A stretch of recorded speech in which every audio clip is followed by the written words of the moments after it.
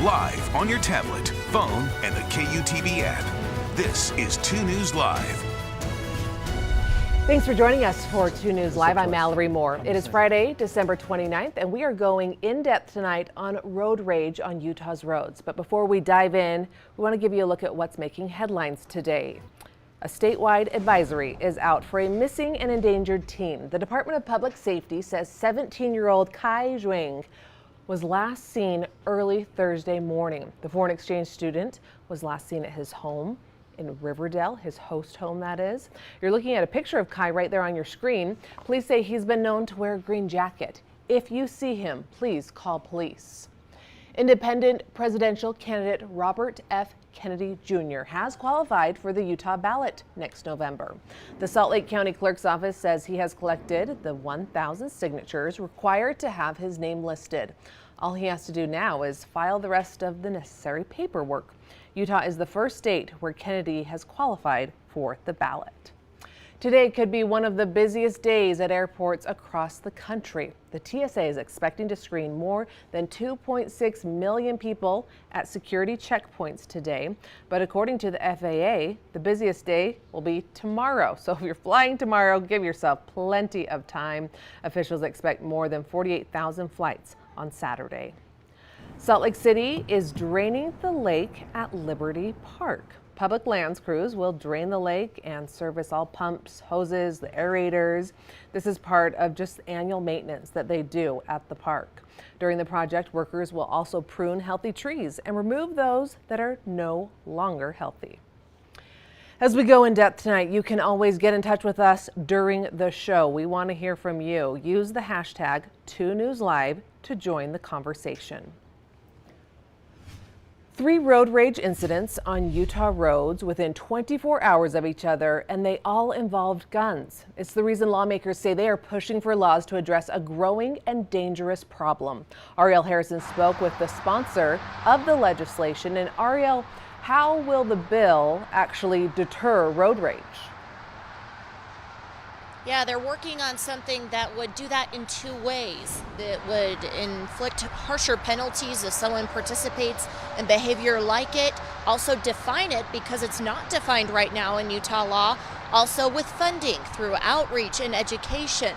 Now tonight, we mentioned that Utah authorities responded to 3 different road rage incidents within just 24-hour period within one another. So that happened between Wednesday and Thursday. From my understanding, there was an incident that took place in Iron County near Parowan on I-15, and then also Highland, and then also near the Salt Lake County and Davis County line.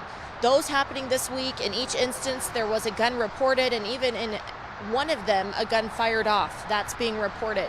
But 2 arrests. This is a very serious issue. We spoke with a family that knows the pain of road rage firsthand. They lost their loved one just earlier this year, who was an innocent bystander. He and his girlfriend were on the other side of the road driving when a road rage incident involving 2 other drivers hit them, killing them.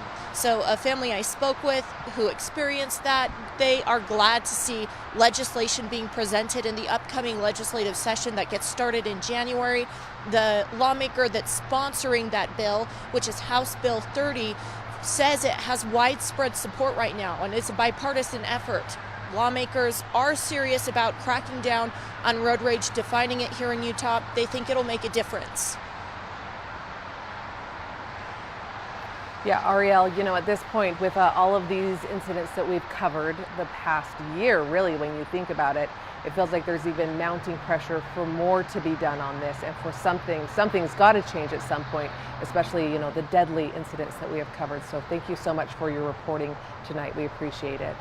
And as I mentioned, road rage has been a serious topic we've been covering over the past year. Back in June, 2 News produced a town hall special where we talked to law enforcement agencies as well as families affected by road rage. If you'd like to get caught up on our previous reporting, we've posted the hour-long special on our KUTV YouTube page.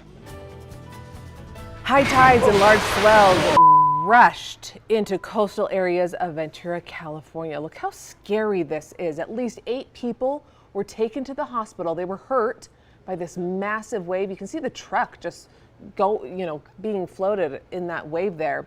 Retaining walls and flooded a seaside hotel. Up and down the coast, crews with heavy equipment are trying to build berms on beaches. Despite being warned to stay out of the water, so far, more than a dozen people have been rescued. I heard that surfers are trying to take advantage of those big waves. Not the thing to do. I mean, that is just straight up dangerous there. Exactly. That's the first thought I had was when all those people were down there near the coast. I mean, we put out these forecasts for a reason. Yeah. There's huge storms right off the California coast, and the storm surge, the waves, the wind, and then you add in the tides, and then it just all gets kind of carried away. So, yeah, I mean, it's good to see that only 8 people so far. Right, that it wasn't worse. Yeah, that wasn't. And we wish that storm could just keep on coming this way, right? Just push into Utah.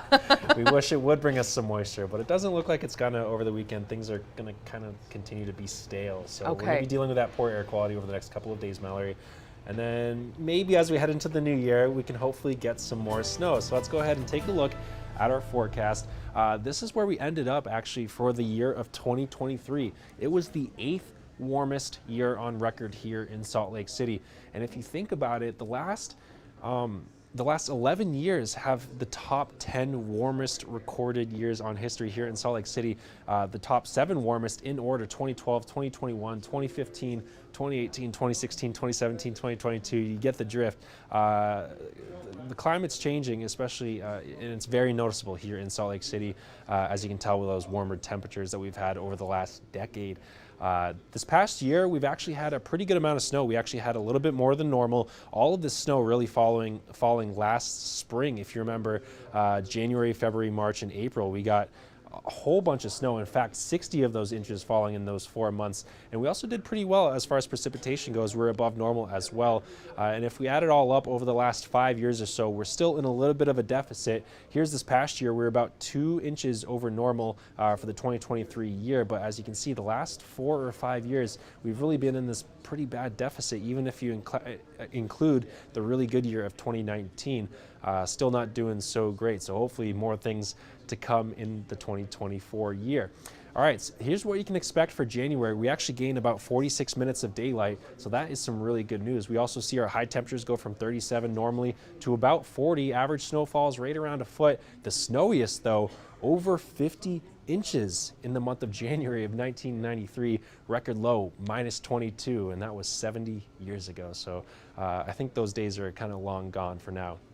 High pressure is in control and steering all this moisture either to the north, the south, or it's riding right into this ridge of high pressure and just completely dissipating and turning into clouds, really. And we're just going to see a couple isolated showers over the next couple of days, but mostly the most pronounced weather feature you're going to notice is the haze and the high clouds over the next several days. So we get some clearing here on Sunday for New Year's Eve, especially across northern Utah. But as you look down here towards Washington County, we see a couple sprinkles working their way up towards St. George very early Sunday morning. This is Saturday at midnight into very early Sunday morning. We could see a couple sprinkles. The sprinkles lasting through the early afternoon, but mostly just some high clouds, and that's about it as we head into the new year on Monday. If you're headed up skiing tomorrow, it's going to be pretty mild, just like it was today. We will see cloud cover, especially across the northern half of the state. Temperatures mostly in the 40s, so try to get it after it before noon. It's kind of that temperature where the snow surface starts decomposing in the later afternoon hours, and on Sunday, temperatures cool off just a little bit more. We're looking for the daytime high of 30 down in southern Utah, the mountains of Bryan Head and Eagle Point, looking for the low 40s for the most part here across northern Utah. It will be a little bit cooler up the Cottonwood Canyon, so the snow surfaces will stay a little bit better for longer. In St. George, we're dealing with the 50s, upper 50s tomorrow, and then we're down to low 50s for Sunday and Monday, and then sticking right there, right around where we should be for this time of year. Normal high is 52, and that's exactly what we're forecasting there on Wednesday. Here in Salt Lake City, we're dealing with the haze at least through the weekend, and if not through most of next week as well. We'll have to wait and see if we get any good storm systems to really clear this out. We do get a little bit of cooling here as we get into Monday and Tuesday, and that colder air aloft might help mix out some of that pollution, but it's not going to get rid of all of it. And then we look to build in those clouds as we head towards Thursday and Friday of next week. Those temperatures dropping down into the 30s. And then it does look like potentially as we get into the second week of the new year, the models are kind of trending to more of an active pattern, but that's still at least a week and a half away. We'll have to wait and see on how those kinds of things pan out, Mallory. Hey, if there's even a chance, that sounds like Exactly. I need some snow. I want Grasping to at plan. straws, cherry picking. Exactly. We need something. We'll take it. Yeah. Okay. Thanks so much, Trent. And remember, you want to download our 2 News Weather app to know about any changes happening. As Trent said, maybe that second week in January could look a little active. So make sure that you get those updated forecasts on your phone. The app is free to download.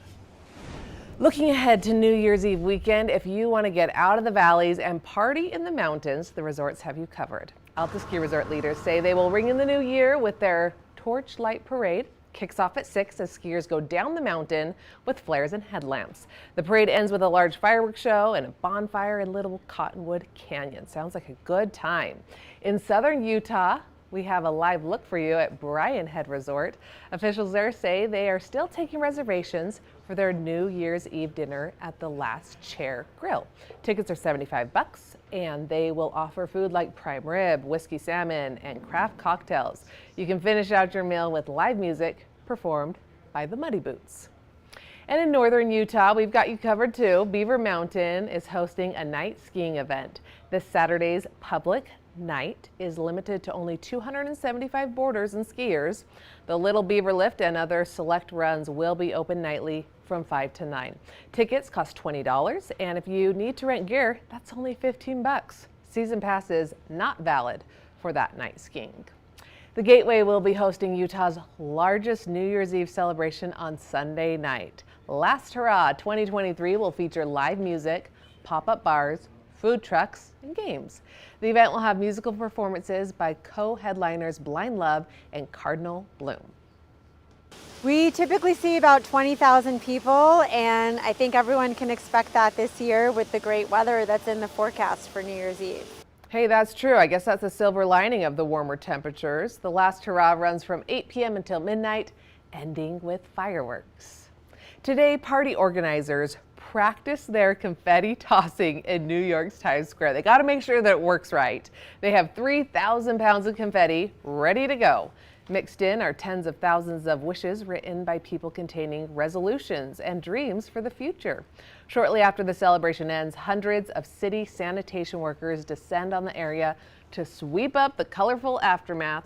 More than 1 million people are expected to crowd into Times Square on Sunday night. I have never been to New York City on New Year's Eve. Have you, Trent? I have not. We need to just go. around it, but it's a crazy setup that they have.